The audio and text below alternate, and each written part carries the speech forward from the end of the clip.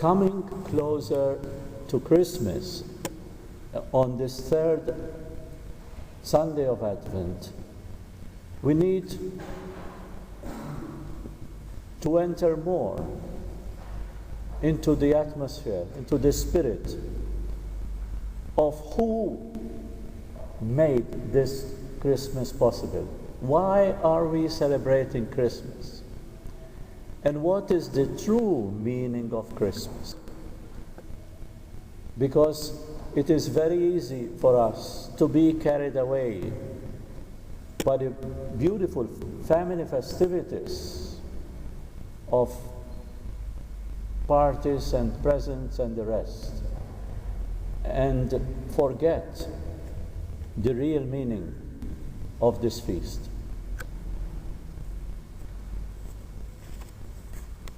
You might have noticed that the gospel story of Jesus is bracketed, so to say, sandwiched between two great personalities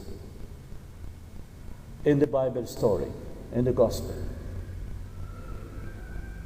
John the Baptist was the last prophet of the Old Testament who announced the coming of Christ.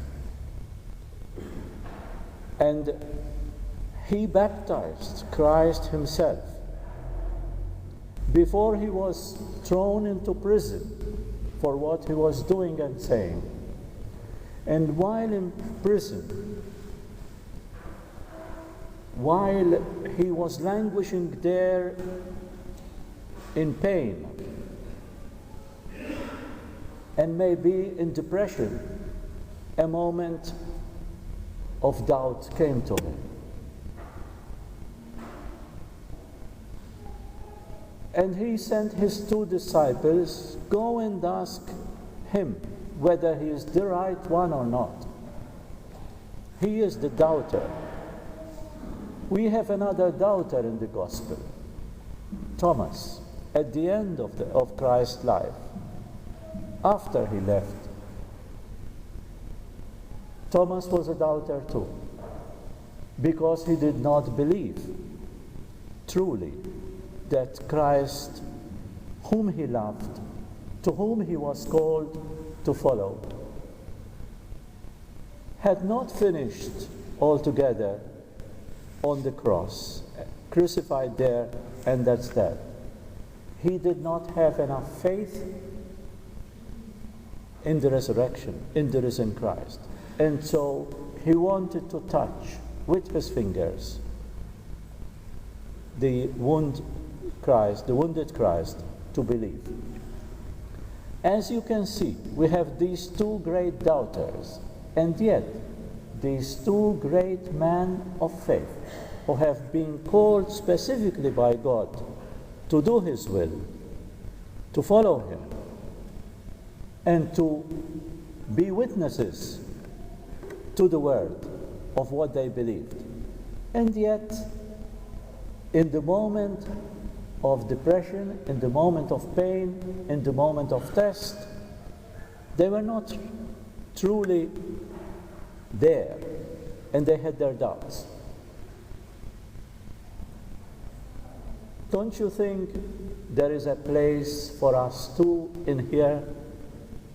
Don't you think that we too, in moment of panic, in moment of pain, in moment of depression, in moment of test, so to say, when we are submerged in the bad news that we hear around us,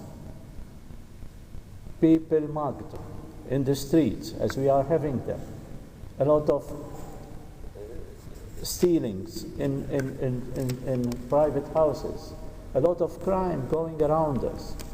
You open the news, you open the TV, and you hear the bad news all the time.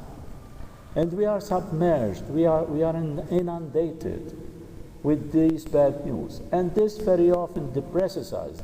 Very often we say, but where is God? Is this all true that we are believing when we go on Sunday? Is this true that Jesus came on the earth? and died for us. Sometimes we too find ourselves abandoned even by God. God, where are you? Why is this happening to me, to my family? What have we done to merit this? These are doubts and questions we often ask ourselves. And so, as you see, we are in good company of John the Baptist and Thomas, two doubters, and we doubt too.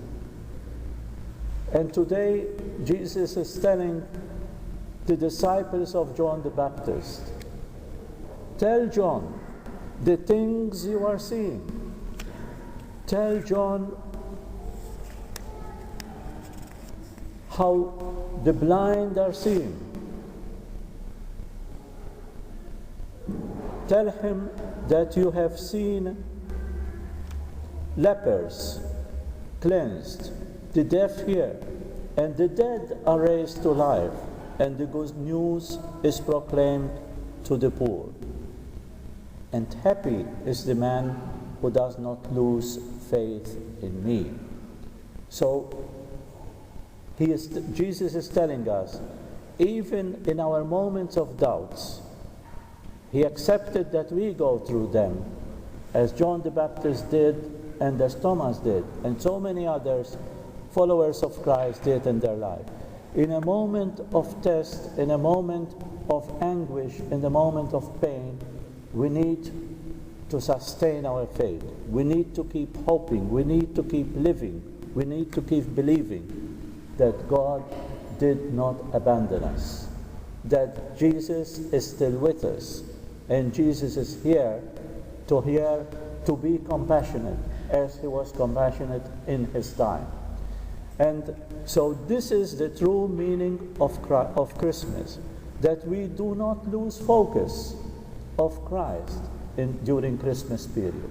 Whatever we do, the good things that we organize, the Christmas tree, the crib, whatever you do, the cards we send, the gifts we give to each other, the dinners we organized, and all the meals around the family, these are beautiful things, and we should do them and continue to do them.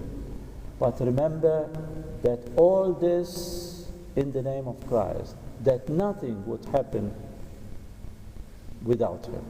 And he will have to remain the focus of our life, because we have a responsibility in life, as John the Baptist had and Thomas had, that we need to bring him in our life first and foremost.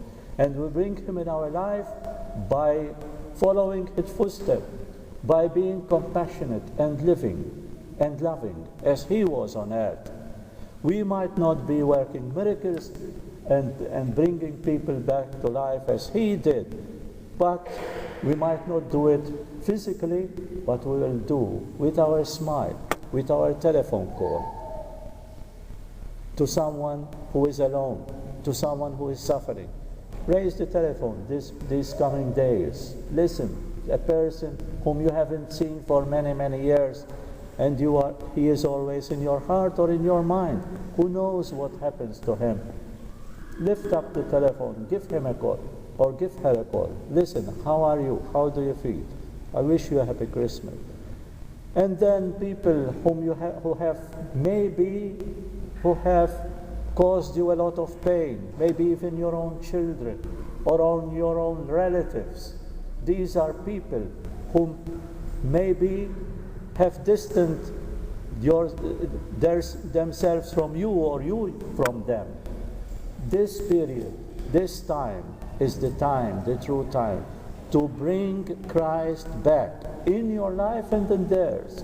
Because by witnessing this love and this compassion and this forgiveness to them, you are telling them, listen, I know what Christmas means. I know the true meaning of Christmas, because I am forgiving you, and I want you to believe that I am your friend again, or I have forgiven you, and we start life afresh. This is the true meaning of Christmas. And this is the message that we received. John the Baptist and Thomas, both of them, got the message, even in their doubt. They got the message back from Jesus. They understood what Jesus has done to them. Thomas started believing even before touching his finger, the wounded Christ, without touching him. When he heard the name of Jesus, when he heard his name being called by Jesus, Thomas, he told him, Thomas, blessed are those who believe without touching. And this is what does. Jesus is calling our name, because that's why we are here to celebrate this Eucharist. We are all have been called by Christ to be here this morning. So Christ is calling us by name, one by one. It is up to us now to say, yes, I hear your voice, I understand what you mean, and I want to do in my life as you have done when you are here amongst us.